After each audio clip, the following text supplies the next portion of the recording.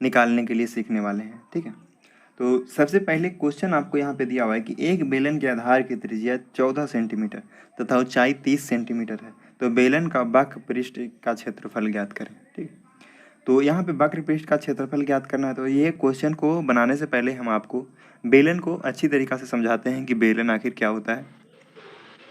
चलिए, यहाँ पे एक बेलन का फिगर हम बनाए हैं, लंबवृत्तीय बेलन है जिसका ये वाला को आधार मान रहे हैं। आधार का त्रिज्या कितना है, तो आधार की त्रिज्या को r, और ये यहाँ से लेकर के यहाँ तक जितना ऊंचाई है इसको h मानेंगे। यानी कि यदि हम इसे अपनी मतलब दैनिक जीवन में देखें कि जो कि हम लोग देखते हैं, तो ये होता है बेलन का एक रूप। ठीक है, तो इसका ये ऊंचाई हो जाता है ऐसे। ठीक, और ये इसका त्रिज्या है यहाँ पे, और यदि इसे हम देखें तो ये इसके लिए ये त्रिज्या हो गया, ये ऊंचाई हो गया, तो ये हो गया एक लंबवृत्तीय बेलन। तो इस बेलन का त्रिज्या और इसका ऊंचाई यदि दिया हुआ रहे तो ये बेलन का मतलब वक्र पृष्ठीय क्षेत्रफल, कुल पृष्ठीय क्षेत्रफल, बेलन का आयतन, खोखले बेलन का आयतन, ये सब हम कैसे निकालेंगे। तो इसके लिए हम लोग फार्मूला का यूज करेंगे। तो बेलन का वक्र पृष्ठीय क्षेत्रफल होता है 2 पाई आर एच, यानी 2 पाई आर एच। देखिए ये वाला जो है जो वृत्त का परिधि है यानी 2 पाई आर है, और इसमें एच से गुना कर देते हैं तो यही निकल जाता है वक्र पृष्ठीय क्षेत्रफल। वक्र पृष्ठीय क्षेत्रफल में क्या होता है कि सिर्फ ये जो वक्र वाला है, मतलब ये जो घुमावदार है, इसका क्षेत्रफल होता है। ठीक है, और ये वाला को वक्र पृष्ठ में ऐड नहीं करते हैं, तो ये हो जाता है वक्र पृष्ठीय क्षेत्रफल। यानी ये जो राउंड में ऐसे घूमते हुए दिख रहा है, इसका क्षेत्रफल को वक्र पृष्ठीय क्षेत्रफल कहेंगे। अगला है कि बेलन का कुल पृष्ठीय क्षेत्रफल। तो बेलन का कुल पृष्ठीय क्षेत्रफल होता है 2 pi r into r plus h. देखिए ये है जो कि मतलब ये वक्र भाग भी, ये वाला भाग भी, और ये वाला भाग भी, और ये वाला भी, तीनों का मतलब ऐड कर देते हैं तो क्या हो जाता है बेलन का कुल पृष्ठीय क्षेत्रफल। और बेलन का आयतन बराबर होता है पाई आर स्क्वायर एच। देखिए इसमें क्या होता है कि इस मतलब ये जो बना हुआ है बेलन, ये कितना मतलब अति से बना हुआ है, मटेरियल से बना होता है। आयतन निकालने के लिए वही, यानी इसमें कितना मटेरियल लगा है तो वही आयतन हो जाता है। अगला खोखले बेलन का आयतन। यदि कोई बेलन खोखला हो, यानी देखिए ऐसा ये खोखला बेलन है, तो ये खोखला बेलन का आयतन निकालने हैं तो यहाँ पे इसमें दो त्रिज्या बन जाएगा, एक वो यहाँ तक और एक वो ये पूरा यहाँ तक। तो एक कैपिटल आर हो जाएगा, एक स्मॉल आर, यानी एक बड़ी त्रिज्या एक छोटा त्रिज्या। ठीक है, तो यहाँ पे खोखले बेलन का जो आयतन होगा, जो बनेगा फॉर्मूला कि पाई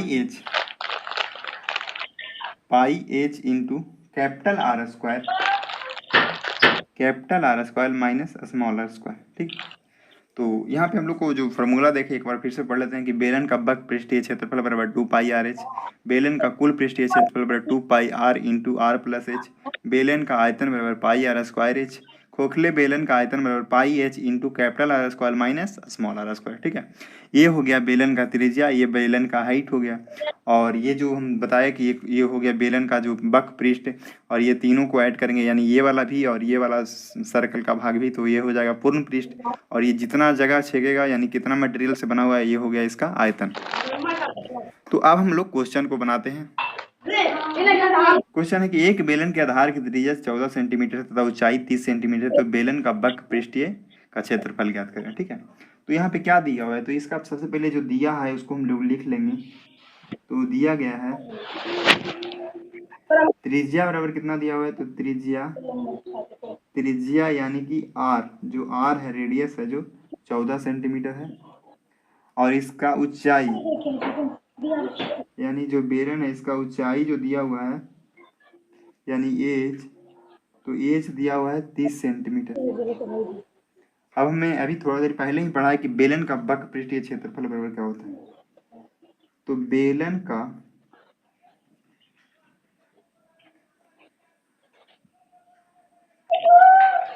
वक्र पृष्ठीय क्षेत्रफल बराबर